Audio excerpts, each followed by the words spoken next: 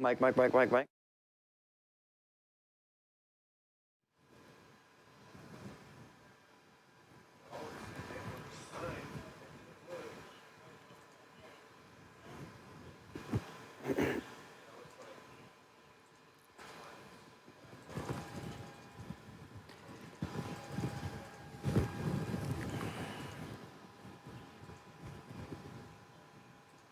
Well, good afternoon, everyone. Bill Rentschler alongside Eddie Messel in the 1011 Now streaming studio. Eddie, I've been so focused on kind of getting stuff ready, I forgot to switch around our supers. So I'm actually going to be Eddie Messel today. I think we could do that. I could be Bill Rentschler. Okay, so I could do the weather, and you could do the sports. You're just going to post up in here for the rest of the afternoon. You're going to do all that stuff. What are we shooting for sports tonight that I need to go cover? We got some high school soccer. Our intern. Oh, I guess you'll switch. Our intern Nathan can help me out. There we go. Here, you could go shoot high school soccer. It'll be nice to have an intern. Yeah, I don't think you need them. You're good. You're good. I think we need the help a little more. Yeah, all types of stuff. We got some good high school soccer going on. Our intern Skyly helped this morning with the football practice, little post practice that we're about to get into right now. Yeah. So spring practice number 9 in the books today for the Husker football team. Pretty nice day for it. Pretty nice morning for it. Yeah. Not too bad. And we heard from Matt Rhule, and we heard from a number of players, Miles Farmer, John Bullock. And Nate Borkacher. We heard from tight end coach Bob Wager. I always want to say Wager. So I also feel bad. Whenever I type out his little super, I always put Bog instead of Bob. So I apologize to Bob. Yeah, we heard some good things today. Mm-hmm. It was my first time hearing from him, and obviously he's one of the guys I think a lot of people have been waiting to hear from, because we have been hearing so much about this tight end room and how much Satterfield and Rhule love this tight end room. They are stacked, probably the most stacked they've been in years at this tight end room. Some of these guys are going to fill in that fullback position, which they touched on a little bit today with Bob Wager did.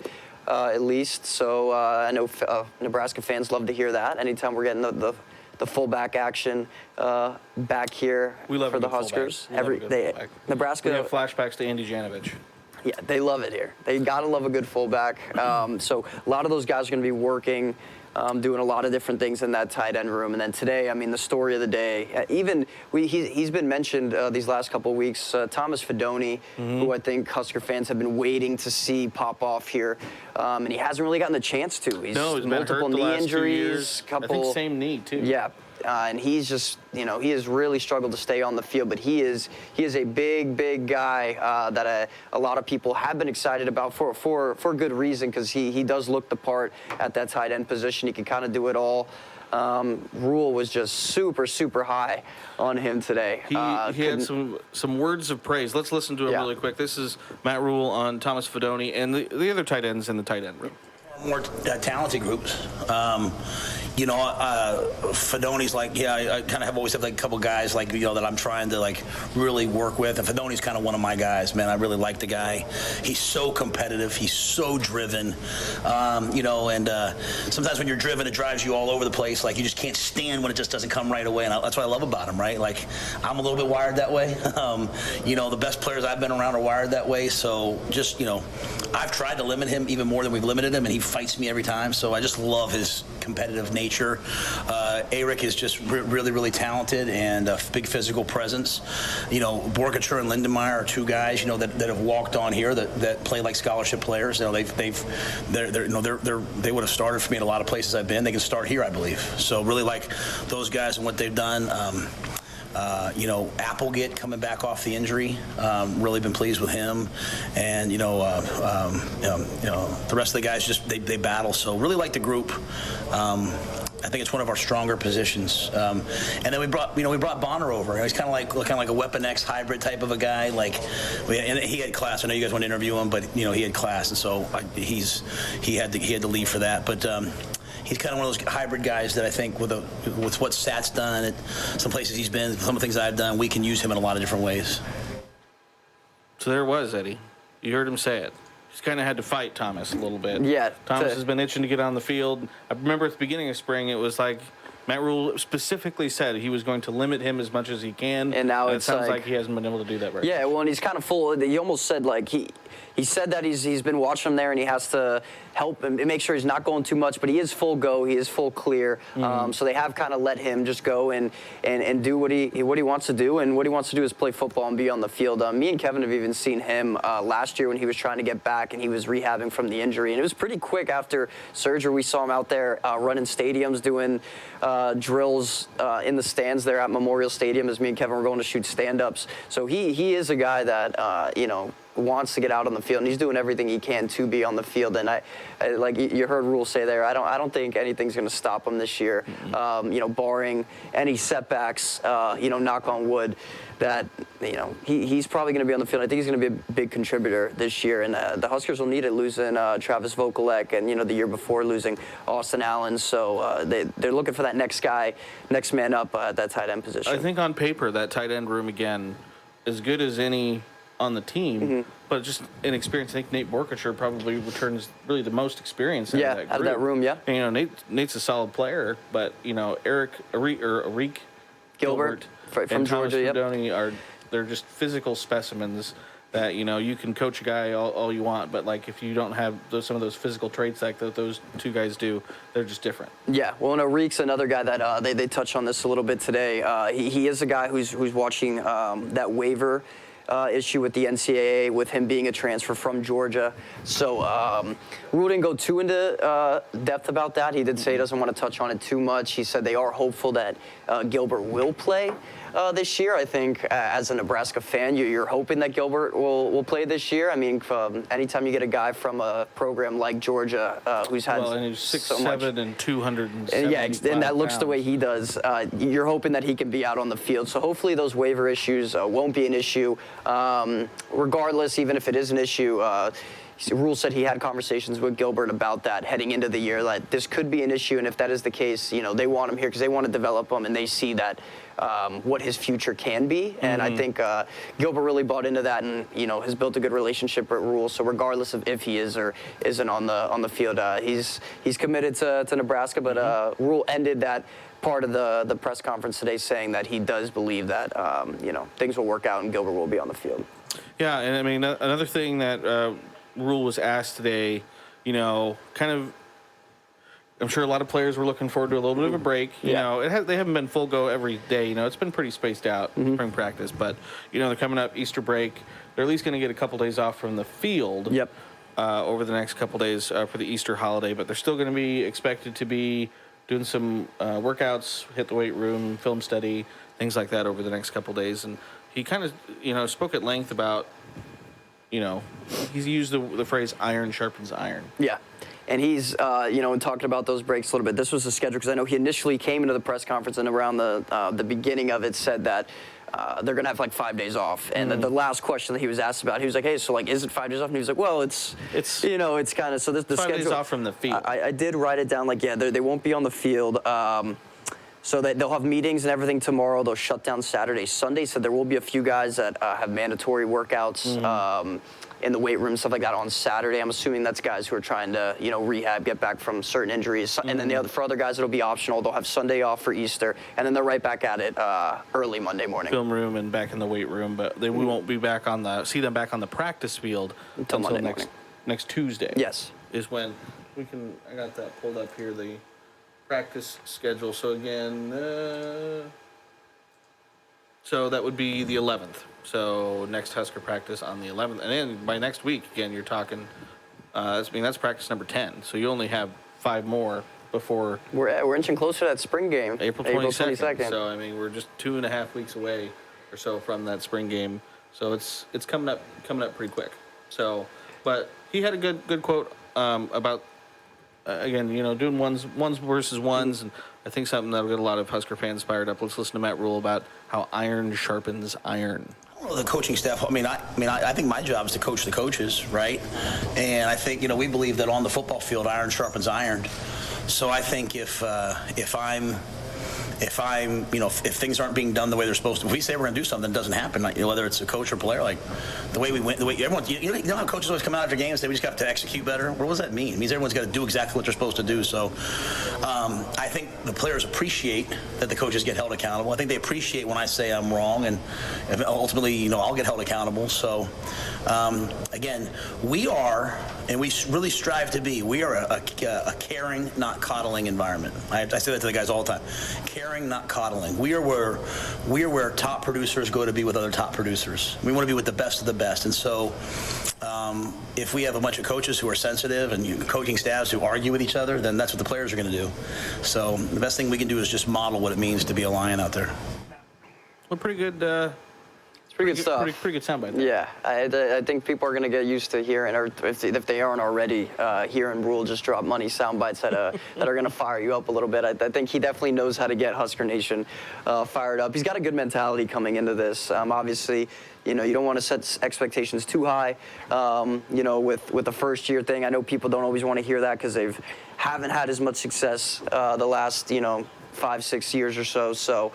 You hate to hear that, but the overall, the mentality Rhule's kind of building here is pretty especially good. for these new coaches. Again, they can go back and watch film on these guys all they want, but until you actually see it in person, live, tackling to the ground, you don't necessarily know what you have. Exactly. And do you really want to wait until fall camp, just a couple weeks before your first game to kind of get an idea?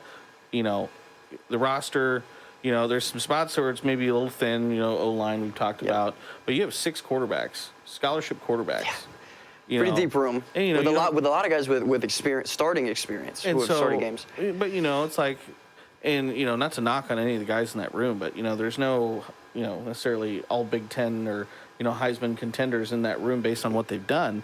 Let them play, let them get hit. Don't do this tackle or this touch football. Let them see what they can do. Yeah, well, and I think that's why a lot of people are excited for the spring game too. I know last year's spring game we didn't really get to see a lot. They had the two-hand touch thing. They didn't really do any trick plays. Didn't really throw the ball downfield. So hopefully we get to see a little bit of that, and fans get to see a little bit of that. You don't want to give anything away, but running a couple post routes or running a few trick plays. Deep to Billy Kemp or something. Yeah, like let Jeff Sims your bets, turn on the Jets. Let Jeff Sims drop back in the pocket and throw the ball as far as he can and get everybody fired up, right? And I think he talked about finally, we heard from him on Saturday after that scrimmage, but he hadn't gotten the chance to watch film yet. So this is the first time we've heard from Rhule after getting to watch the film, and he was super high on the quarterbacks. Said the quarterbacks had a good day. Yeah, and they, after watching film today, he kind of reassured that, like, hey, the quarterbacks looked really good. He said the defense didn't play, up to par as they could have. The defense got him today, though. He said the defense did get him today. It's been back and forth, which he wants to get to that point where they're pretty on par with each other. Which obviously you're still ironing those kinks out. Still got a couple weeks of spring ball left before that spring game. But a lot to look forward to. It's still interesting, without Casey Thompson being there, Logan Smothers still not being there. It's so weird. And then you still hear guys like Chubba Purdy and Jeff Sims who have a ton of starting experience. So that room, like you said, is going to be really fun to watch. I think it's probably one of the more interesting quarterback battles probably in the country this year. I think that's probably true. I think it's Casey's job to lose, at this point. But overall, going back to the other things that he touched on the O-line today. You brought that up a little bit. And, the narrative has been, you touched on there, is how thin they are. They haven't been deep enough, haven't been good enough, haven't given guys like Casey Thompson or Adrian Martinez, his time here, they haven't been able to give them enough protection. And they've taken that room has taken the brunt of a lot of the criticism over the last couple years. And Rhule kind of said today, he came to their defense a little bit, that there's a lot of guys in that room. One of the first things he did when he took this job. Yeah. He said, you didn't think the offensive line was bad. Yeah. The big thing he said today, though, is learning how to play with confidence. Yeah. So and that was the big thing, was confidence today, and he really loves Bryce Benhart. So thinks he's that's an going to NFL be a big player. time. Yeah. So let's listen to Rhule on the O-line, Bryce Benhart. I said it the other day. I think I said it the other day. I think Bryce is an NFL player. There's no doubt to me about that. I think with what we're doing, the way we're playing, I think it's going to turn Bryce loose. I think a lot of those guys, and I'm not throwing it on it. I think probably a lot of them kind of been beat down. Like I said, the narrative is the O-line's terrible, and so they hear that a lot. And so I think Bryce, like all those guys on the offensive line, just has to play with great confidence, right? Confidence is not, no matter what, confidence is not, in my opinion, just my humble little opinion, not telling your kids, hey, you can do anything in life, right? Like I love my mom, but my mom never told me I could do anything in life, and so like we tell our kids sometimes they can do things they can't, and actually backfires a lot, in my opinion. So to me, confidence comes from elite preparation, right, and doing it day after day. That's why we go ones-on-ones every day. We don't go ones-on-twos, ones-on-threes. We go ones-on-ones, so that Jamari, one of our best pass rushers, or Judy, or whoever's working on Bryce every day and working on Piper every day, and so that they all just keep saying, hey, we're getting better because iron sharpens iron. So a lot of these guys, the key for how the season will go, because people always ask me how the season will go, and we have the coaches we have the players we have. A lot of it will come down to confidence, right? A lot will come down to at what point do they believe they can really win? When I say believe, we all say we believe, but when you're down 17-7 in the second quarter, the great teams that played here probably laughed and then took it 170 yards, made it 17-14. The other team had a lot of pressure on them. When we start playing with confidence, whether that's next week or in 2 years, we'll be a good team. So I say that about Bryce. I look at him. I see an NFL player. I see an all-conference caliber player. The question is, what does he see? And I say that for a lot of guys, not just him. Piper, Nori, all those guys. Man, that offensive line is as talented as one as I've been around in college football in terms of as a head coach. Are they going to believe it, and are they going to put it together? So that's why we're trying to practice the way we're practicing right now. So there you go. Kind of what we heard. Kind of what we heard last year. The team needing to learn how to win. And again, a lot of it this year is going to boil down to, how confident these guys are, so that they can get that done. And he talked about, this was something that he said confidence, playing with confidence, whether that's next week or 2 years from now, that's when they're going to, see their peak. And I thought that was interesting where he said whether it's next week or 2 years from now. So, that showing that this could take time. It's a process, and, it is a process trying to rebuild this thing. And Rhule's done this before. This isn't his first time doing this. He did it at Temple and he did it at Baylor, and he saw success, at both of those places. So, that was probably the most interesting thing that I got out of that last little bit, was that, once we start playing with that, whether it's next week or 2 years from now, but I think most people are hoping it's not 2 years from now. I'm certainly hoping that myself. One other thing I want to mention, just because I think, again, Matt Rhule just can really give some good quotes. And again, when he talked about being intentional, he talked about, doing things for a specific reason. And what he said was, quote, "We're not here to try hard. We're not here to lose and thank the fans. We're here to win." And so I thought, that was, why they're doing ones-on-ones in practice, and they, why they started out practice this morning doing live tackling and stuff like that. So I thought that was an interesting. Yeah, and I think a lot of people like the one-on-ones thing. We've kind of run with that the last couple. That's not the first time we've heard that. We've run with that philosophy that they plan on doing a couple different times here, and that's something that is important. You want your best guys going up against your best guys, and they do have a lot of that. A lot of guys returning, a lot of new guys. He was also really high on a lot of the early enrollees, the true freshmen this year. He said he didn't even necessarily know that they were there. Yeah. Because they were blending in so well with all the he did not realize that a lot of those guys, one of those guys, Maverick Noonan, Gatula, one of the Lincoln kids, which he looks.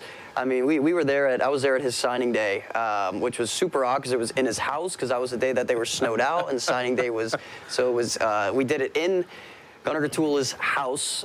So we, again, appreciate them for allowing us to be in their home for that. So got to speak with him, and he's always been a big kid, but you can already see with what he's been able to do getting into their weight room and their little regiment, he is already bigger. And we've heard a lot about players, I mean, I think Nash Hutmacher we've heard about looks, a little bit more maybe thinned down. But I mentioned Bryce Benhart, again, looks, I think, a little bit thinner. So, and then he brought up a couple of those early signees that people can look out for. Boodle, who that name runs deep here in Nebraska, as well as was it Princewell? Princewell. They've been super high I'm on. trying to say his last name because. Yeah, they have been super high on Princewell. He's been brought up multiple times playing linebacker, playing defensive line, that edge position.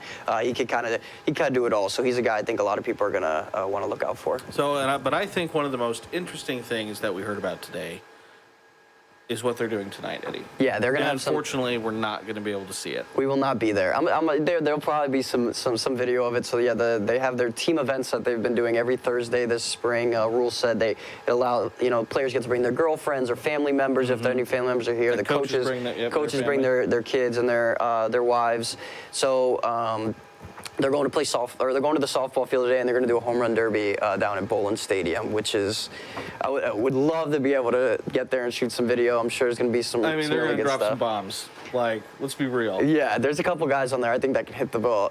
I think they can hit the ball pretty far. Well, I mean, again, the first name that just pops in my mind is Bryce Benhart, who's just a mammoth of a human being, swinging a 35-ounce softball bat. Yeah, but you'd be a lot. Softballs. All those football guys. I don't know how often they've swung a bat, so it'll be fun. That's true. I mean, that's true, but they only need to hit it one time to send it a really long way. So it'll be interesting. That'll be fun today. Hopefully they put out some video on Twitter. I know Matt Rhule said he said normally he would be out there swinging. He said he doesn't think he's going to do it today, which I doubt. He'll probably end up doing it. We'll see. He said he doesn't think he'll be out there today because of phones. He said he's afraid of too many videos, too much evidence. But maybe we should go park it over at Hawks, or not at Hawks. We should just park it. We should just park in the outfield and just see how many balls end up over the fence. See what we can see, maybe from the top of from the stadium there. So that's some good stuff, and I think that's a lot of stuff too that has gone a long way. I think in trying to change the culture here.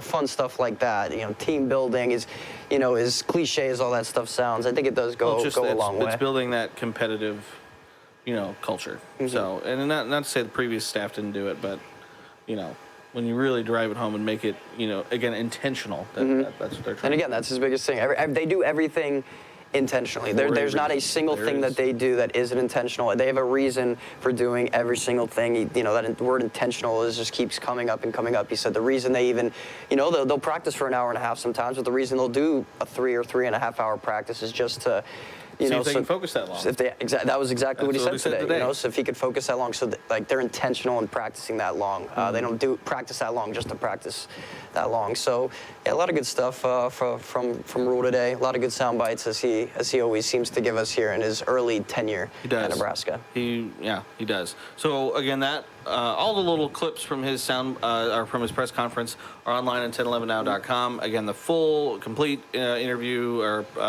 press conference with Rhule's there, as well as interviews with, again, Miles Farmer, John Bullock, Nate Borkacher, and tight end coach Bob Wager. Not Wager, it's Bob Wager. So you can get all that on 1011now.com. Again, as always, keep it tuned to 1011 for all the latest news, weather, and sports. Again, Eddie, we won't be doing this again until next week. Tuesday is the next practice for the Huskers. That'll be practice number 10. I don't know. They probably haven't announced anything yet as to who we could be potentially hearing from on Tuesday. No, but I know they are taking a few. They're taking a few people we can submit to see a few people. Obviously, that always differs with guys with class and who doesn't have class. I'm assuming Fedoni will probably be somebody that a lot of people really want to hear from. So there's a couple guys that I think a lot of people. Bonner. He's another guy that they said, is moving. He's moved to that tight end position. Again, tight ends. It's kind of the theme of spring ball so far. Bonner's a guy that a lot of people that we were supposed to maybe hear from today. He couldn't because of class. So he's a guy that's kind of taken that fullback tight end type position. So, but yeah, we'll see. I don't know exactly who we'll hear from yet, but hopefully a few guys that we haven't heard from yet that a lot of you guys would love to hear from. Absolutely. And so, again, we'll obviously bring you those as they come along. Again, next week, Tuesday, that next Husker spring practice. Again, spring game scheduled 16 days from now, April 22nd. So we'll have all that coverage for you from 1011, both on air and online. So for Eddie, thank you for joining me in the streaming studio today. I'm Bill Rentschler. Hope everyone has a nice, what day is it today? Is it Thursday? Today's Thursday. It's my Monday. Today's my Monday. Friday. I'm taking tomorrow off for Easter holiday. So I hope everyone has a nice Thursday. Hope everyone has a nice Easter weekend.